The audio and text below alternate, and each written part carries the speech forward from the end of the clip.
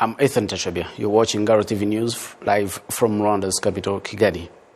Health officials have announced that by the end of next week, health centers across Rwanda will be able to provide rapid COVID-19 testing. The move is meant to help provide a clearer picture of just how much the pandemic has spread in the different parts of the country. We kick off tonight's bulletin with this report by Serge Nori. Some of the health centers that have already begun providing testing services include the one at Chinyinya in Gasabo district and at Gikondo in Kicukiro district.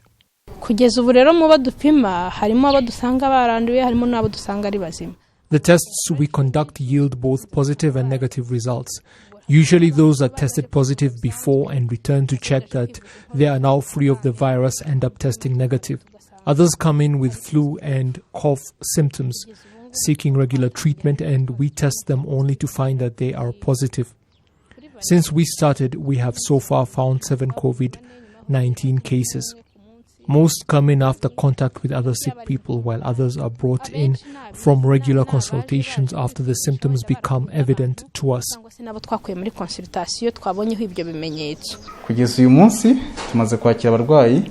So far, we have received 21 COVID cases, 1 positive and 3 who were returning to check that they were cured of COVID-19, and 16 others who were known to have come into contact with sick people, but those were found not to have contracted the virus and had no problems.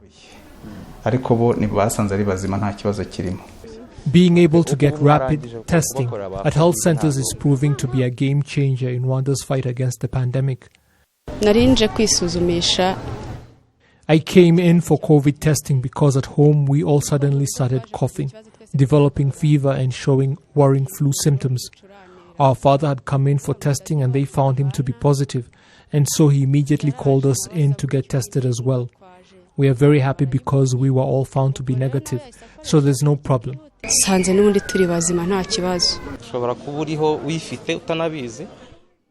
You could be spreading the virus around without knowing, or know that you are sick and are afraid to go to major hospitals for testing because the cost is quite expensive. But with this sort of testing at the local level, no one is afraid to go for testing. That way, more people will find out their status, if they have contracted that coronavirus or not. What happened to me is that I had gone to see the doctor for other medical reasons and they decided to test me. Had I not come in like this, I doubt I would have come here just to get tested for that virus. I would have been much too afraid that I could have it. This makes it a lot easier for people who might not have gotten tested otherwise, especially those with flu and cough symptoms, because not many people are willing to go to those specialized COVID testing centers. Officials in Rwanda's Ministry of Health are pushing to have all health centers ready to provide rapid COVID-19 testing as soon as possible. We are confident that by next week, if no logistical problems arise, the last of the health centers will have rapid testing capabilities because the first ones are already providing that sort of COVID-19 testing. We have more than 500 health centers that need to be catered for, and you know that every sector in the country should have at least one health center. Rapid testing facilities in every sector mean local residents in them can easily go to their health centers at the earliest signs of symptoms and get tested. Last week, the testing kits were being distributed at what people call district pharmacies, and the next phase will be that at any time, hospitals and health centers will be able to make requisitions for those rapid testing kits depending on the number of tests they are conducting.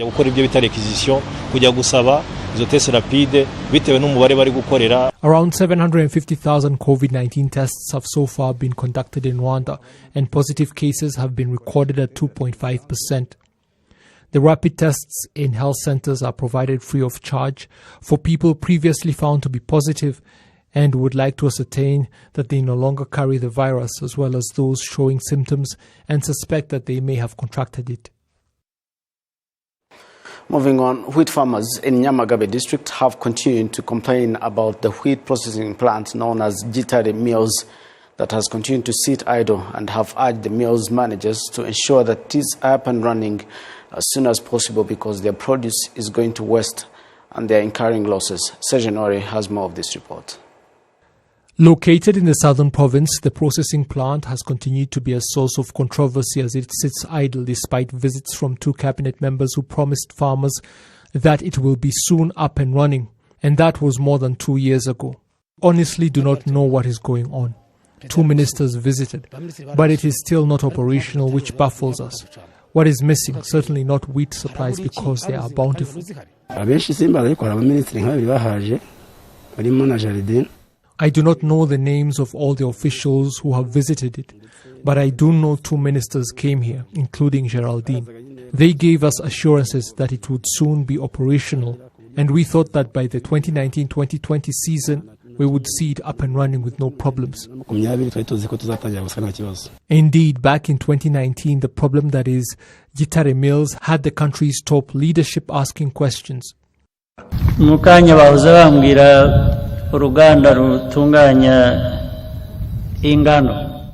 Just now I was being told of a wheat processing plant that has sat idle for years. I was talking to the provincial governor and asked how a wheat processing plant can be referred to as if it manufactures vehicles. How can a wheat processing plant prove so difficult for people?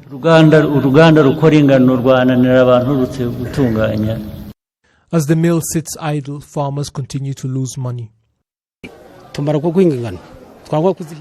After we grow and harvest our wheat, we do not have any processing plant to supply it to. Farmers cannot make any progress when they do not have factories to buy their wheat.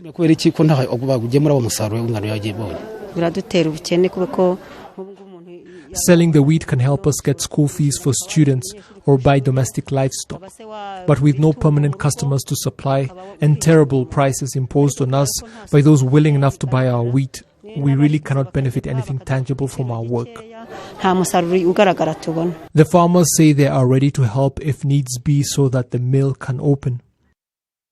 If they were to tell us, we would raise the funds because we have cooperatives that are fully functional and we could find a way to get it running.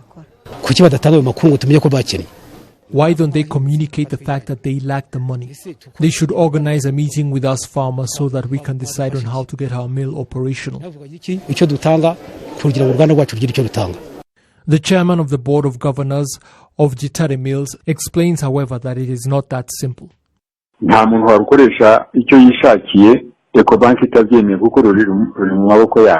People invested money in the project and ended up unable to pay back EcoBank, and now the mill is being held as collateral by the bank. Meetings are now being held to determine how the person who stole funds can pay back EcoBank and free the mill. We just have to agree with the bank and it will be able to operate again.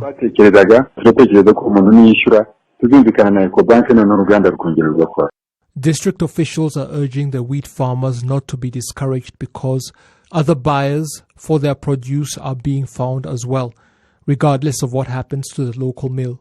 Our farmers should not be bothered because we have found a market for their wheat. If anything, they should up their production. Much of their produce is to be bought by Skol, but we have also found a number of bakeries here in the country that want it.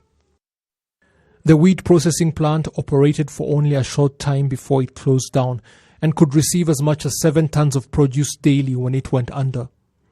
It is worth more than 400 million Rwandan francs.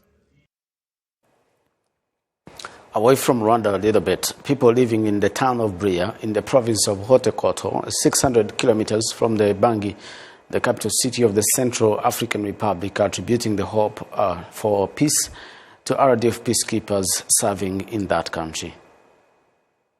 The town of Bria from above and on the ground bears the scars of war with many ruins and a camp housing 50,000 people. An RDF mechanized unit, part of MINUSCA, is based in the town and working hard to help restore peace to the troubled region.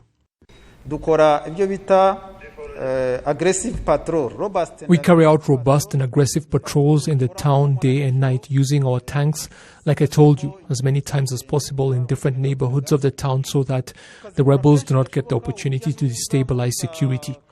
We also hold joint patrols with FOCA, the country's army, so as to build up their confidence and get local residents accustomed to them, such that they will be able to continue after we leave.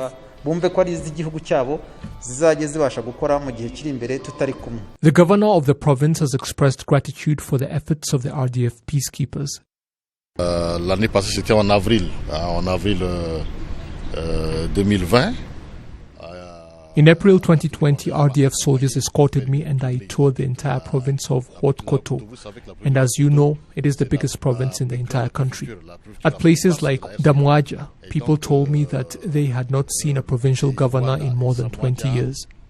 I asked MINUSCA for an escort and they gave me RDF soldiers, and they were not discouraged by the poor security or bad roads. They helped me to get as far as Samuwaja, and I am very happy with what the RDF is doing for us in Haute-Koto. Local residents in the province have also heaped praises upon the RDF peacekeepers, calling them professional and fearless. Life here is secure thanks to MINUSCA, especially the RDF, because without them things would be very different and all would not be well. The rebels are afraid of them. When they are on patrol, armed groups dare not challenge them. It is the only reason we now live in peace. They also helped us make energy-saving cooking stoves at Mbungu and Burunu, and provided scholastic materials for students at École d'Urgence Idéale at PK3. Je profite de cette occasion pour remercier et encourager les contingents rwandais.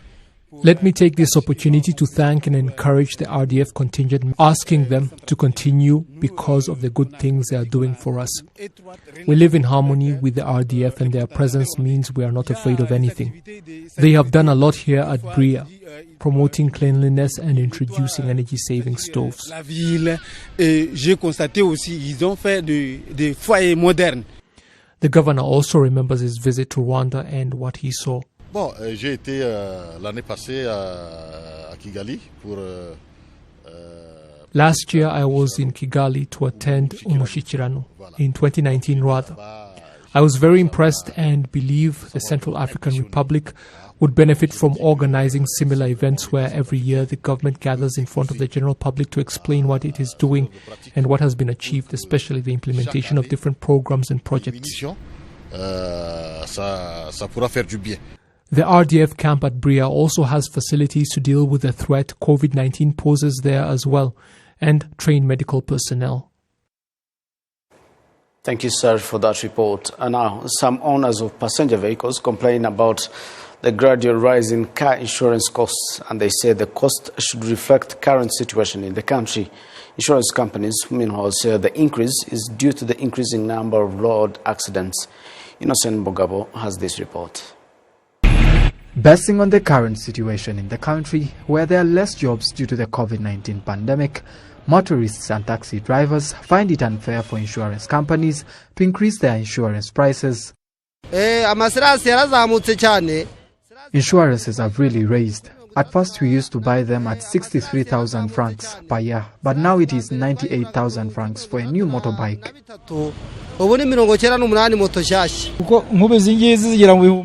Work is not going well, but they decided to double the price of insurances. Imagine from 63,000 francs to 98,000.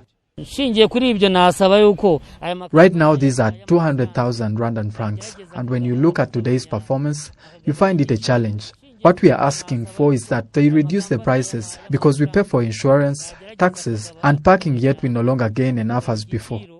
So far, all taxi motorists insure their motorcycles with Radiant Insurance Company. Daniel Ngarambe, the chairperson of the Rwanda Motorcycle Federation in Rwanda, says that before raising prices, publicity is always first made. What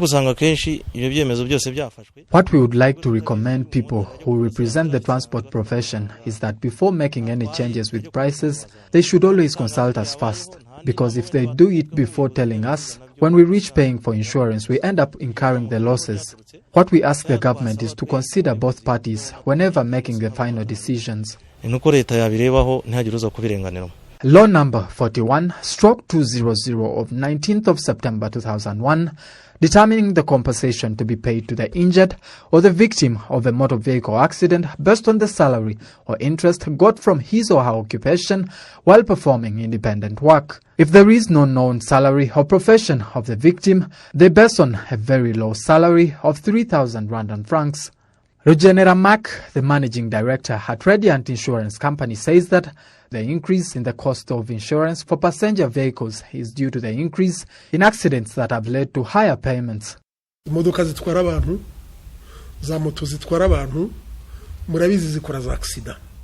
As you all know, passenger vehicles and taxi motors make accidents and people lose their lives and others go with injuries. The blame does not go to the vehicle or motor owners, but the insurance company to compensate the losses. That is how we end up spending all the money, though the beneficiaries see it in a different way. But our leaders also ask us to increase the prices to avoid falling into losses.